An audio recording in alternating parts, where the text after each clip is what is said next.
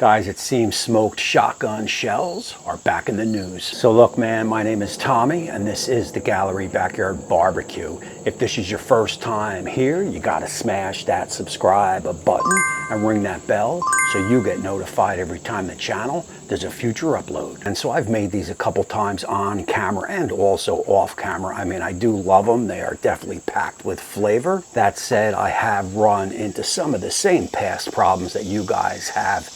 Look, man, it is a pit to stuff them. Sometimes the shells are a little bit too hard on the ends. Well, over the last couple days, instead of just coming out with the same video that everyone else is doing, I actually took 2 days in the test kitchen here in the house, and I tried a couple different methods of what I think would perfect them to be better, and I believe I have come out with the ultimate method to make smoked shotgun shells. So look, man, I want to keep this show brief. I want to stick to the facts. I want to turn the attention down to the board, show you exactly how I prepped out these Manigot tubes that I do believe is going to make the whole process that much more easy.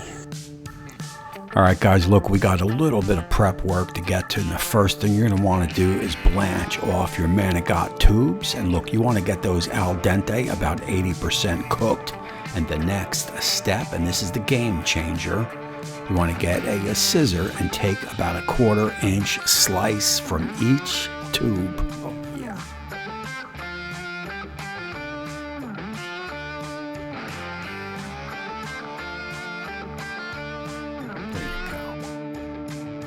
And the next step that I am going to do is get my hatch chilies. I got sweet and a few hot ones there. I will char those up on the stove. And if you've never done this, you definitely have to give it a try. Basically, just oil out the peppers, get them on the stove, char them, get them in some water, some ice water. That is going to help you peel. And then basically just peel the char off like that, and you are left with a kind of like a pimento with a char flavor. I mean, that's hard to beat the flavor of that. Look, last up is about a 1/2 cup of onion. Next up is our meat mixture. That is 1 pound of 80/20 and a 1/2 pound of sweet Italian sausage. Look, for me, I want that 80/20 because I want that liquid in the Manigot tube, because that is going to help it from drying out on the ends, and also about a 1/2 cup of finely chopped onion. And now we will get our hatch chilies, and we will give those give them a loose dice, get them in there, incorporate it all with your mixture.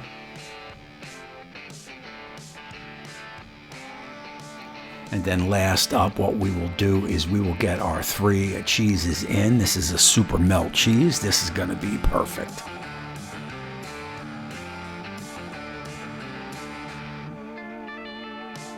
At that point, and this is the game changer right here, get your Manigot tubes all laid out, get yourself a mixture, and hey man, get it as thick as you want.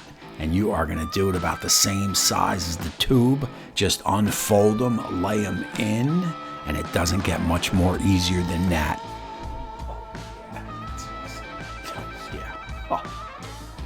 At that point, the easiest way that I found to do this is get your bacon strips laid out on the board like that and just kind of roll them up, man. Oh, gotta be, yeah. So look, man, that is it, man. What was once a pitta is now a walk in the park. Trust me, here are our shotgun shells and our little shell bullets. Let's get these on the pit, and I'll bring you guys back when they're done.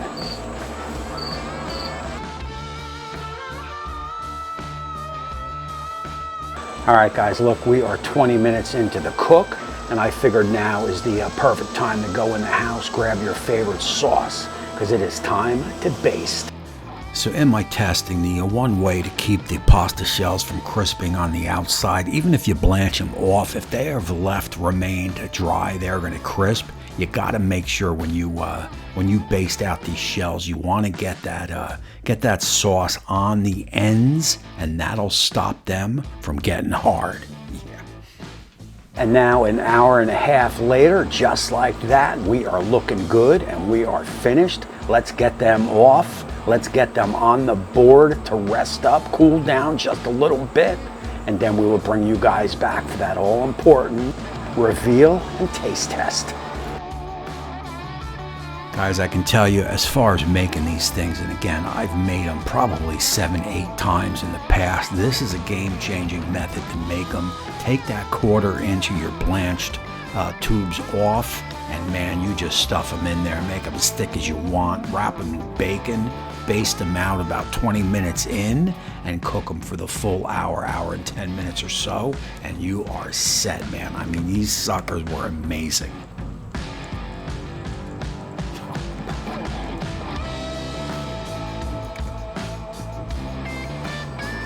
All right, man, and that is it. And I can tell you, as I was trying to set up for those snaps, man, that Uncle Steve shake, this sauce with no name, man, this stuff is finger licking good. If you've never tried this stuff, I'll have links down below. You've got to check it out, man. It goes on so much.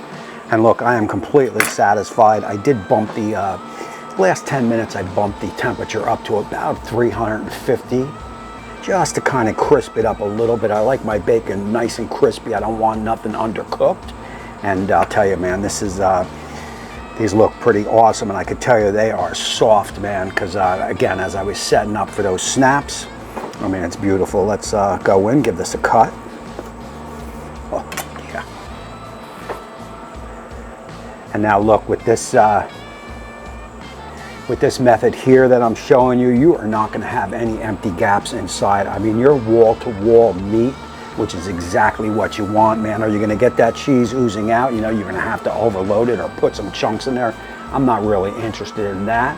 I am more interested in softness of the pasta, flavor, and wall-to-wall meat. That is what I want, and that is what I got. Again, you can do off some nice slices like this, wall to wall, beautiful thing. Cheers. Amazing.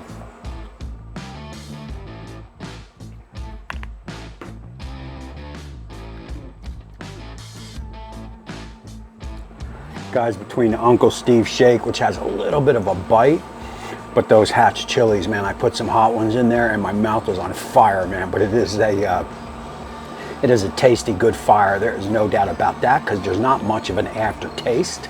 If you've never had those Hatch chilies, man, the spicy ones, the hot ones, they just give you the heat and then they disappear right away. They don't stick around. That is what I like about them. I mean, guys, look, man, done this way, done right. These are freaking good, and again, wall to wall, man. This is the way you do it, man. This is smoked shotgun shells perfected. There is no easier way to do it. Trust me. All right, guys, reminder, all this whole recipe is down under show notes in the description. Press one button, it goes to my website. And again, you could print out your grocery list. You print out everything you need, including the directions, how to do it, just like I did. So that is it, man. Until next time, we will see you soon.